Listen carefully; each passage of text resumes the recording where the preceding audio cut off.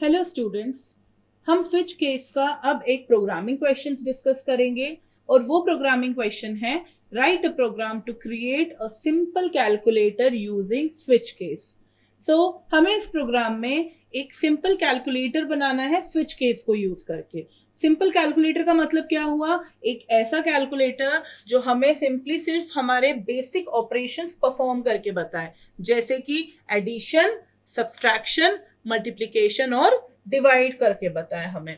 ठीक है, सो मेरा इसमें आउटपुट किस तरीके से प्रिंट होना चाहिए? फॉर एग्जाम्पल ये मेरा आउटपुट स्क्रीन है और मैं चाहती हूँ इस पे आउटपुट किस तरीके से प्रिंट हो। सबसे पहले यहाँ पे लिखा है एंटर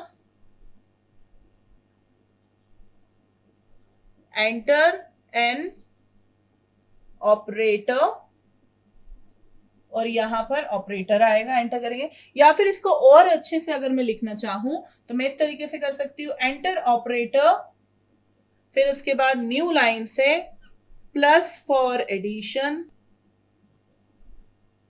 फिर न्यू लाइन से minus for subtraction, asterisk for multiplication, divide for divide.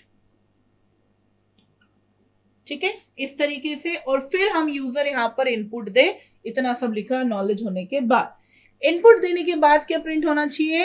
Enter first number. For example ये हमारा इनपुट स्क्रीन और बड़ा हो गया। फाइन, फर्स्ट नंबर इनपुट दिया, एंटर सेकेंड नंबर इनपुट दिया। उसके बाद अगर एडिशन सिलेक्ट करा है यूजर ने तो एडिशन यहां पर आंसर आ जाना चाहिए, सब्सट्रैक्शन सिलेक्ट करा है तो सब्सट्रैक्शन, मल्टीप्लीकेशन सिलेक्ट करा है तो मल्टीप्लीकेशन, डिवाइड करा है सिलेक्ट तो डिवाइड आ जाना चाहिए। इस तरीके से मेरा आउटपुट आना चाहिए इस क्वेश्चन का। सो इसके लिए मुझे क्या करना पड़ेगा? लॉजिक तो सिंपल है, हमको पता है कि हमें अरिथमेटिक ऑपरेटर्स को यूज करके दो वेरिएबल्स का एडिशन, सब्सट्रैक्शन, मल्टीप्लीकेशन और डिवाइड करवाना है। अब हमें इन्हें स्विच केस में लिखना है। दैट मीन्स हर एक केस में हम लिखेंगे, केस 1 हो जाएगा हमारे लिए।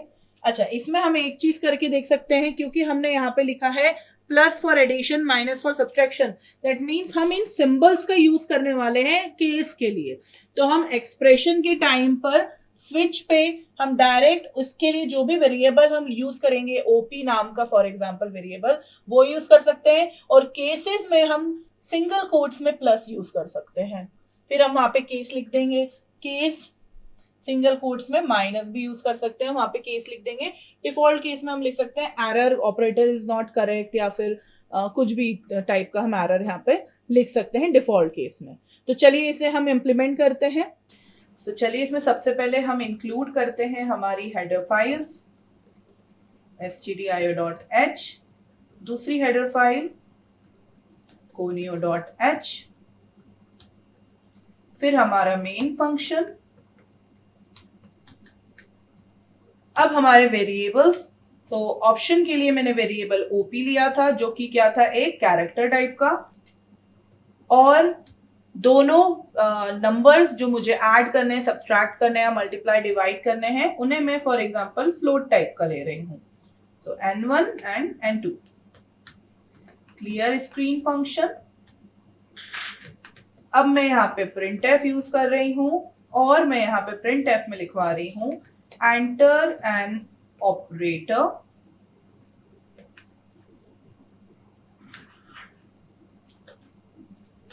न्यू लाइन के लिए मैं लिख रही हूं plus for add, minus for subtract,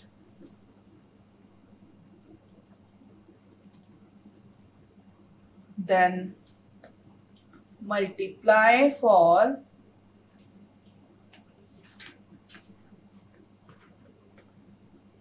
और लास्ट में divide for divide.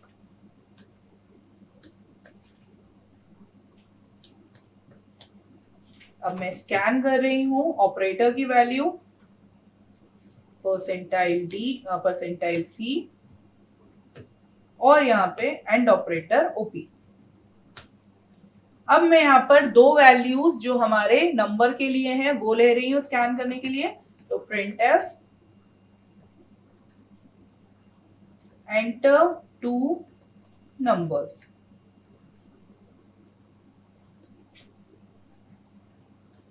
Scan F percentile F क्योंकि हमने फ्लोट टाइप के लिए हैं, एंड N1 एंड N2। अब मैं बना रही हूं स्विच केस जो हमने अभी डिस्कस किया था लास्ट वीडियो में। इस स्विच केस में एक्सप्रेशन की जगह पे मैं दे रही हूं ओपी वेरिएबल जो कि ऑपरेटर के लिए है। नाउ केस 1 प्लस ऑपरेटर, मैंने कैरेक्टर टाइप का लिया है इसलिए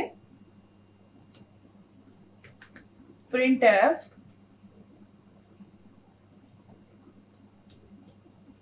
percentile F plus percentile F equals to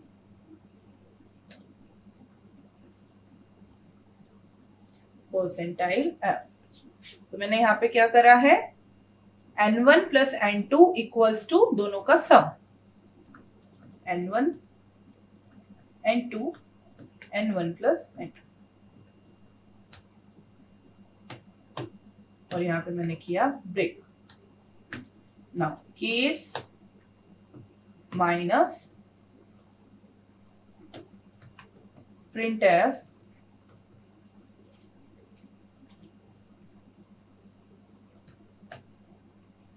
percentile f minus percentile f equals to percentile f, n1 n2 n1 minus n2।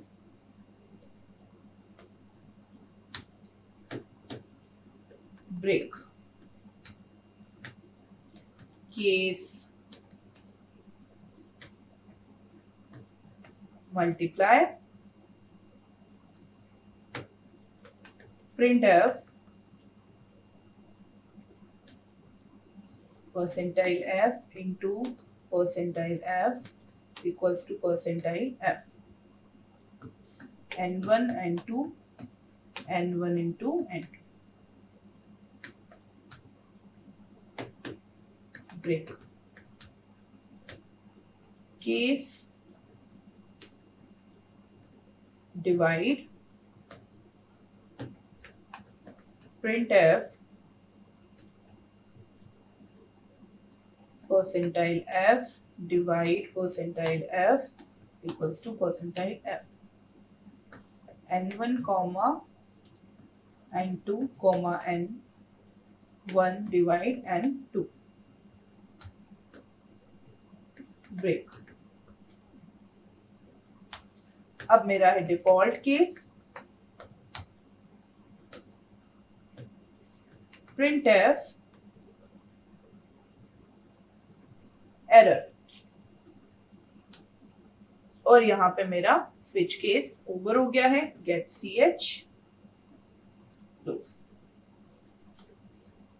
अब मैं इसे कंपाइल करूंगी, नो एरर्स। अब मैं इसे रन करूंगी। सो enter an operator, plus for add, minus for subtract, multiplication के multiply and divide. तो हम मल्टीप्लाई सिलेक्ट कर रहे हैं, एंटर टू नंबर्स 3 4। तो यहाँ पे हमारा आंसर आ गया 3 into 4 इक्वल्स टू 12। नाउ इसमें हम एक चीज कर सकते थे, जैसे फॉर एग्जांपल मैं माइनस के लिए चलाऊंगी और मैं यहाँ पर माइनस कर रही हूँ 7, पहले माइनस सिलेक्ट किया ऑपरेटर, 7 माइनस 18, तो उस केस में -11 आंसर यहाँ पर आ रहा है। आप चाहें, ये मैं आपको सिखाने के लिए बता रही हूं कि केसेस के अंदर आप केसेस स्विच के अंदर, केस के अंदर स्विच लिख सकते हैं, केसेस के अंदर आप इफ एल्स लिख सकते हैं, केसेस के अंदर आप अलग अलग टाइप के जो भी प्रोग्रामिंग करनी है आप सभी प्रोग्रामिंग कर सकते हैं। केस खुद में एक कोड का ब्लॉक है, ब्लॉक ऑफ कोड है जिसमें आप बहुत सारे स्टेटमेंट्स लिख सकते हैं। सो अगर मैं यहाँ पर चाहती तो मैं इस तरीके से यहाँ पर लिख सकती थी, जिसमें मैं इफ कंडीशन के अंदर ही लिख देती n1 is greater than n2। तो उस केस में क्या होता, if n1 is greater than n2, तब क्या हो, जैसा लिखा है वैसा परफॉर्म हो, और जब ऐसा ना हो, n1 n2 से बड़ा नहीं है, दैट मीन्स n2 बड़ा है, तो एल्स पार्ट में printf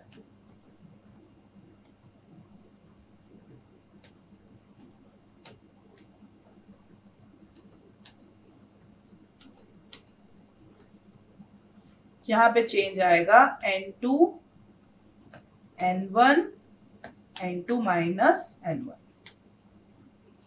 अब इसको सेव करती हूँ, कंपाइल करा हमने एंड देन इसे रन करा। अब मैं माइनस सिलेक्ट कर रही हूँ और अब मैं नंबर्स जैसा मैंने डाले थे 7 और 14, सो 14 माइनस 7 इक्वल्स टू 7। अब ये हमें पॉजिटिव रिजल्ट ही लाके दे रहा है, अब हमको ये नेगेटिव रिजल्ट लाकर नहीं दे रहा है। ऐसे ही आप डिवाइड के टाइम पर भी कर सकते थे, क्योंकि अगर आप डिवाइड छोटे नंबर से कर रहे हैं, फॉर एग्जाम्पल आपका यहाँ पर मैं डिवाइड करते टाइम 7 और इसे मैं दे देती 30, सॉरी 1 मिनट, एक बार इसको फिर से कंपाइल करते हैं। डिवाइड करते टाइम 7 और यहाँ पे मैंने दे दिया फॉर एग्जांपल 20, तो 7 डिवाइड 20 0.35 लिखा। अगर आप चाहते हैं कि कंप्लीट डिवाइजेबल आंसर ही आए आपके पास, 0 पॉइंट में नहीं आए, तो आप उसको वहां पर भी इफ एल्स का केस लगा सकते हैं। तो इस तरीके से आप स्विच स्टेटमेंट सॉल्व कर सकते हैं।